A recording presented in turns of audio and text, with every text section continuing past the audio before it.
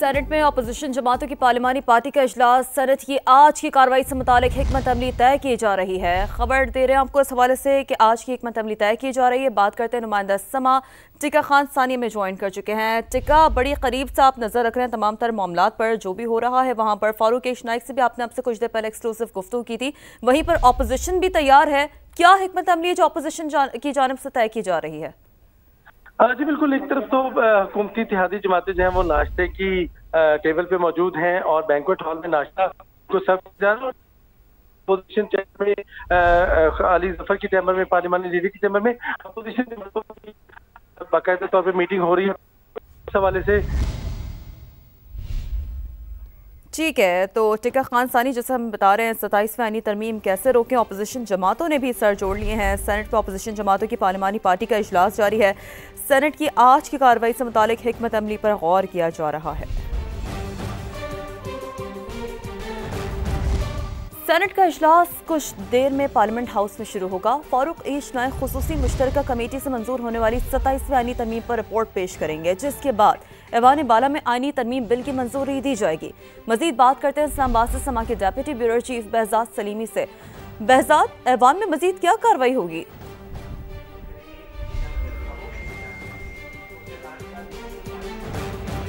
जी, chairman Yusuf रज़ा गिलानी की ज़ेर सदारत सेनेट का इजलास अब से कुछ देर बाद शुरू होगा, जिसमें 27वीं आईनी तरमीमी बिल से मुतल्लक जो कायमा कमेटी बराए कानून और इंसाफ की जो रिपोर्ट है वो पेश की जाएगी। फारूक नाइक जो कि कमेटी के चेयरमैन हैं, उनकी जानिब से ये रिपोर्ट पेश की जाएगी। इस वक्त फारूक नाइक और वफाकी वज़ीर कानून आज़म नज़ीर तारड़ की जानिब से इस रिपोर्ट को हतमी शक्ल दी जा रही है और जो ही ये अहम इजलास शुरू होगा तो उसमें उनकी जानिब से ये रिपोर्ट पेश कर दी जाएगी। बाद में वफाकी वज़ीर कानून आज़म नज़ीर तारड़ की जानिब से ये बिल मंजूरी के लिए पेश किया जाएगा। 27वीं आईनी तरमीम का ये अहम तरीन बिल 2/3 अक्सरियत के साथ मंजूर किया जाएगा और हुकूमत का कहना है कि उनके पास नंबर गेम पूरी है। 64 अरकान जो हैं वो दरकार हैं इस आईनी तरमीम की मंजूरी के लिए और हुकूमत के कहना है कि उनके पास ये नंबर मौजूद हैं। और आज इसी सिलसिला में वज़ीर आज़म की दावत पर अरकाने जो हुकूमत के अरकान सेनेट थे उनके लिए यहाँ पार्लियामेंट हाउस में ही नाश्ते का अहतमाम किया गया है, ताकि नाश्ते के बाद यहाँ से तमाम अरकान ऐवान में जाएँ और इस अहम आईनी तरमीमी बिल की मंजूरी के लिए वो अपना वोट कास्ट करें। तो इस वक्त ये नाश्ता जो है वो अरकान का जारी है, जिसके बाद ये जो ही इजलास शुरू होगा तो तमाम अरकान जो है इस इजलास में शरीक होंगे और हुकूमत की जानिब से आज सेनेट से 27वीं आईनी तरमीम का अहम तरीन जो बिल है इसको मंजूर कराया जाएगा। जी ठीक है, हुकूमत का कहना है कि नंबर्स पूरे हैं, वहीं अपोजिशन भी सर जोड़ कर बैठ के। बहुत शुक्रिया बहजाद, आपसे वक्तन अपडेट्स हासिल करते रहेंगे। वज़ीर आज़म शहबाज शरीफ की जानिब से हुकूमती सेनेटर्स के लिए नाश्ते का एहतमाम। नून लीगी सेनेटर अनुशा रहमान कहती है नाश्ते की मेज़ पर 27वीं आईनी तरमीम के हवाले से बात होगी। नाश्ते के बाद हुकूमती सेनेटर्स ऐवान बाला के इजलास में शिरकत करेंगे, 27वीं आईनी तरमीम के हक में वोट डालेंगे। समा के नुमाइंदा खुसूसी टिका खान सानी अनुशा रहमान के साथ मौजूद है, उन्हीं से बात करते हैं। जी टिका, बताइए। सेनेट के बैंक्वेट हॉल में प्राइम मिनिस्टर की तरफ से हुकूमती इत्तेहादी सेनेटर्स को नाश्ते का एहतमाम किया जा रहा है। प्राइम मिनिस्टर ने गुज़श्ता रात डिनर दिया था और आज ब्रेकफास्ट इसलिए दिया जा रहा है कि तमाम लोग यहाँ आके नाश्ता करें। उसके बाद साथ ही सेनेट हॉल है, वहाँ पे 27वीं आईनी तरमीम के हक में वोट करें और यहाँ पे उनसे कुछ बामी मुशावरत होगी, कुछ मामला भी यहाँ पे ज़ेरे बहस लाए जाएंगे। इस वक्त सेनेटर अनुशा रहमान जो है वो जायजा ले रही है इंतजाम का। ये बताइएगा कितने लोग यहाँ पे मैडम बुलाए हैं आपने? माशाल्लाह हमारी पूरी मेजॉरिटी यहाँ मौजूद है और अभी सब वज़ीर आज़म के इन्विटेशन के ऊपर शरीक होंगे नाश्ते पे और उसके बाद फिर हम 11 बजे सेनेट का इजलास है जिसमें हम जाएंगे। इंशाअल्लाह ताला कॉन्स्टिट्यूशन अमेंडमेंट पेश हो रही है और उस पर वोट करेंगे। सबसे अहम आज का जो जुज़्व है नाश्ते का वो गुफ्तगू है कॉन्स्टिट्यूशन अमेंडमेंट के बारे में। तो इंशाअल्लाह ताला आज हम सेनेट से इस तरमीम को पास करवा देंगे और फिर नेशनल असेंबली में भिजवा देंगे। इस वक्त कम अज कम 60-70 लोगों के नाश्ते का यहाँ सेनेट के बैंक्वेट हॉल में एहतमाम किया जा रहा है और यकीनन आज ही आईनी तरमीम जो है 27वीं वो मंजूर होने का भी अनुशा रहमान ने इम्कान जाहिर किया है। जी अपडेट्स के लिए शुक्रिया आपका। तहरीक इंसाफ के सेनेटर आजम सवाती का कहना है कि 27वीं आईनी तरमीम की मंजूरी से अदलिया मुक़न्नना के मातहत हो जाएगी, जो मुल्क के लिए इंतहाई नुकसानदेह है।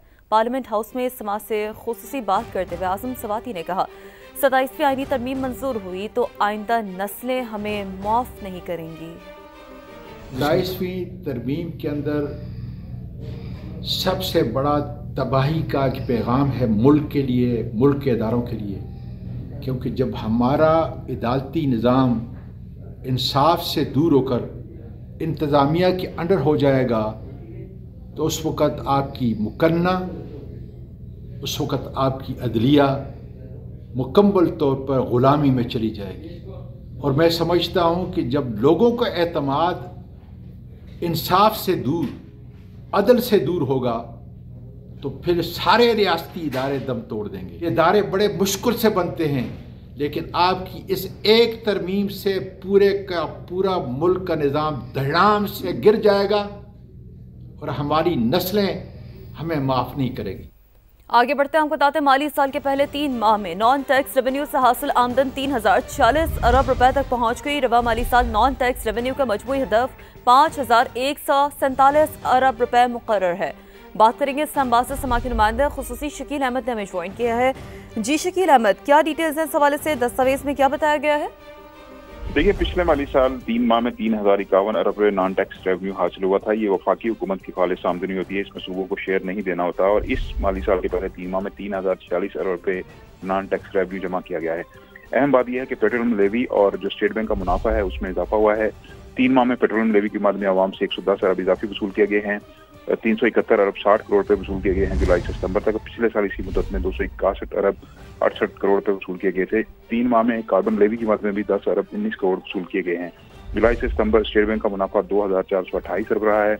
पासपोर्ट फीस की मद में 14 अरब, गैस सरचार्ज के तहत 7 अरब 94 करोड़ और सूबाई और वफाकी सरकारी इदारों ने 27 अरब रुपए से ज्यादा का मार्कअप वसूल किया। और इसके अलावा तेल और गैस की royalty, petroleum levy, gas government cess भी वसूल किया गया है आवाम से। जी ठीक है, अपडेट्स के लिए शुक्रिया आपका।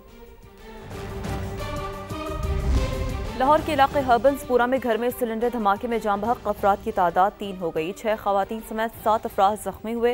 3 अफराद की हालत तशवीशनाक है। मजीद बात करते हैं नुमाइंदा समा जहांगीर खान से। जहांगीर, अफसोसनाक वाक़या है, क्या डिटेल्स हैं? निशीनी, पहली कॉल तो सिलेंडर ब्लास्ट की चली थी, लेकिन मौका पर आने के बाद रेस्क्यू और पुलिस की जानिब से ये खदशा जाहिर किया जा रहा है कि रात के किसी पहर में गैस जो है वो गई और चूल्हा जो है वो ऑन रह गया। लेकिन सुबह के औकात में जब गैस आई तो घर के अफराद लाइल्म रहे और गैस घर में जमा होती रही। अचानक जब खाना पकाने के लिए घर के अंदर मौजूद खवातीन ने चूल्हा जलाने की कोशिश की तो अचानक से धमाका हुआ, जिसके नतीजे में एक 2 साल के बच्चे और 55 साल की खातून समेत 3 अफराद जाँ बहक हुए, जबकि 7 अफराद जख्मी हुए। जख्मियों में से भी 3 खवातीन ऐसी हैं जो कि बुरी तरह झुलस चुकी हैं और जिनकी हालत तशवीशनाक है। झुलसने वाली खवातीन को जो है वो अस्पताल मुंतकिल किया गया है, जबकि जो जख्मी हैं उनको सर्विसेज अस्पताल मुंतकिल किया जा चुका है। मुल्हिका घर जो है वो भी मुतासिर हुए हैं। मुल्हिका घरों में मुकीम अफराद भी इस हादसे में जख्मी हुए हैं। हरबंसपुरा का ये इलाका है जहाँ पर यह हादसा आज सुबह पेश आया और अब रेस्क्यू ऑपरेशन जो है मुकम्मल किया जा चुका है। जो जांबाक अफराद हैं उनकी मैयतें ज़रूरी कार्रवाई के बाद उनके वर्सा के हवाले की जाएंगी, जबकि जख्मियों को तिब्बी इमदाद अस्पताल में दी जा रही है। रेस्क्यू हुकाम का यह कहना है कि फजलुर रहमान नामी शख्स की ये इमारत है, घर है, 20 मरले इसका रकबा है, जिसमें वो खुद ग्राउंड फ्लोर पर रिहाइश पजीर था, जबकि जो फर्स्ट फ्लोर है वो उसने रेंट आउट किया हुआ था, किराए पर दिया हुआ था। और फर्स्ट फ्लोर पर जो गैस जमा होने की वजह से ये अफसोसनाक हादसा पेश आया है। मजीद जो है अभी तफसीलात पुलिस की जानिब से इकट्ठी की जा रही है ताकि हादसे की जो हतमी वजूहात हैं उनका तयन किया जाए। और अगर कोई हादसे की हतमी वजूहात का जहांगीर तयन किया जा रहा है, अलबत्ता छोटी सी गफलत जानलेवा साबित हो गई। बहुत शुक्रिया, आपने अपडेट किया। लाहौर आज भी फिजाई आलूदगी की लपेट में दुनिया के आलूदा तरीन शहरों में दूसरे नंबर पर। एयर क्वालिटी इंडेक्स 349 तक रिकॉर्ड किया गया। शहर के कुछ इलाकों में AQI 600 से भी ऊपर चला गया। बात करते नुमाइंदा समा वैलरिंग एंड्रयूज हमें ज्वाइन कर चुकी है। जी वैलरिंग, बताइए। जी बिल्कुल, शहर लाहौर में स्मोक की शिद्दत बरकरार है और आज भी दुनिया के आलूदा तरीन शहरों की फहरिस्त में लाहौर इस वक्त दूसरे नंबर पर है और इस वक्त शहर का एयर क्वालिटी इंडेक्स 349 तक रिकॉर्ड किया जा रहा है, जबकि लाहौर के कुछ ऐसे भी इलाके हैं जहां पर एयर क्वालिटी इंडेक्स 600 से भी तजावुज़ कर गया है और पंजाब के दीगर शहर भी इस वक्त स्मोक की लपेट में है। बात करें गुजरावाला की, तो गुजरावाला का इस वक्त एयर क्वालिटी इंडेक्स 581 तक रिकॉर्ड किया जा रहा है, जबकि फैसलाबाद का एयर क्वालिटी इंडेक्स 415 और मुल्तान का 234 तक रिकॉर्ड किया जा रहा है। वहाँ की फ़ज़ा भी इस वक्त इंतहाई मुज़र सेहत है, जबकि महकमा मौसमियात के मुताबिक ये भी कहा जा रहा है कि फ़िलवक्त अभी बारिशों के तो कोई इम्कानात नहीं है। जैसे लाहौर के अंदर बारिश होगी तो फ़िज़ाई आलूदगी में कमी आ सकती है, लेकिन तब तक शहरियों को ये कहा जा रहा है कि एहतियाती तदबीर पर ज़रूर अमल दरामद करें। जब भी घरों से बाहर निकलते हैं तो मास्क का इस्तेमाल लाजमी बनाएं ताकि इस वक्त जो लाहौर के अंदर स्मोक की शिद्दत है उससे बचा जा सके। जी आगे बढ़ते हैं, आपको बताते हैं लाहौर की सेशन कोर्ट में वज़ीर आज़म शहबाज शरीफ का बानी पीटीआई के खिलाफ हतक इज्जत का दावा। एडिशनल सेशन जज यलमाज गनी ने गुज़श्ता समात का तहरीरी हुक्म जारी कर दिया। अदालत ने तहरीरी हुक्म में लिखा कि वज़ीर आज़म शहबाज शरीफ के गवाह वज़ीर इत्तलात अताउल्लाह तारर का बयान रिकॉर्ड किया गया। बानी पीटीआई के वकील ने बयान पर जराह के लिए मोहलत तलब की। अदालत बानी पीटीआई के वकील की इस्तदा मंजूर करती है। अताउल्लाह तारर 15 नवंबर को बयान पर जराह के लिए पेश होंगे। शहबाज शरीफ ने बानी पीटीआई के खिलाफ 10 अरब रुपए हर्जाने का दावा दायर कर रखा है, जिसमें मौक़िफ़ अपनाया गया है कि पैनामा लीक्स के मामले पर रिश्वत का झूठा इल्ज़ाम आयद किया गया। अदालत बानी पीटीआई को 2 अरब रुपए हर्जाने का दावा अदा करने का हुक्म दे। अहम खबर दें, तवील इंतजार के बाद कराची में K4 मंसूबे की ऑगमेंटेशन के लिए काम शुरू कर दिया गया है। K4 ऑगमेंटेशन में ज़ेर ज़मीन पानी की लाइनों का नेटवर्क बिछाया जाएगा। तरक्याती काम के बाइस नीपा से उर्दू यूनिवर्सिटी तक रोड 30 दिसंबर तक बंद रहेगा। मजीद बात करते हैं सीनियर रिपोर्टर मोनिस अहमद से। जी मोनिस, बताइए। K4 की ऑगमेंटेशन का जो काम है वो शुरू हो चुका है। ये वो निज़ाम है जिसके ज़रिए K4 मंसूबे से जो पानी लाया जाएगा वो शहर में मुख्तलिफ लाइन्स के ज़रिए पहुँचाया जाएगा। इस वक्त इसका पहले मरहले का काम शुरू किया गया है। यूनिवर्सिटी रोड पे मैं मौजूद हूँ, जो नीपा से हसन स्क्वायर की जानिब जाने वाला ट्रैक है। उर्दू यूनिवर्सिटी के साथ बिल्कुल ये रूट है, मरकज़ी रूट। यहाँ पे आप देख सकते हैं कि 96 इंच की जो लाइन है वो पहली मरतबा शहर में डाली जा रही है पानी की तरसील के लिए, और यहाँ पे वो पाइप्स मंगा लिए गए हैं जो कि बैरून मुल्क से इसके कॉइल इंपोर्ट किए गए थे, ताहम मैन्युफैक्चरिंग इसकी जो बताते हैं मुंतज़मीन वो यहीं हुई है, और अब यहाँ पे खुदाई का अमल शुरू कर दिया गया है। इंतहाई अहम रूट है, इसीलिए अब इसको मरहलावार हिस्सों में किया जाएगा। बताया जा रहा है 2.7 किलोमीटर का ये ट्रैक है जो कि यहाँ से नीपा के करीब से शुरू होकर हसन स्क्वायर तक जाएगा, और इसमें मुमकिन तौर पे कई माह लग सकते हैं।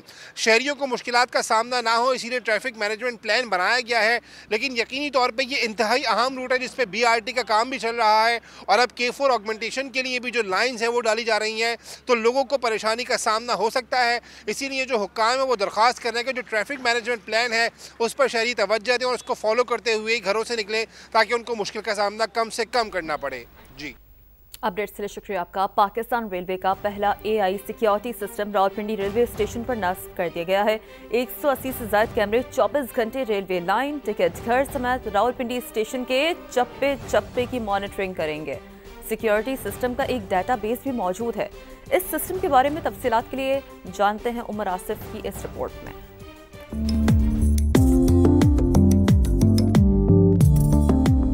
रावलपिंडी रेलवे स्टेशन का हर गोशा अब एक खामोश मगर चौकस निजाम की मुसलसल निगरानी में रहेगा। विफाकी वजीर रेलवे हनीफ अब्बासी ने पाकिस्तान रेलवे की तारीख के पहले AI based safe and smart system का इफ्तिताह कर दिया।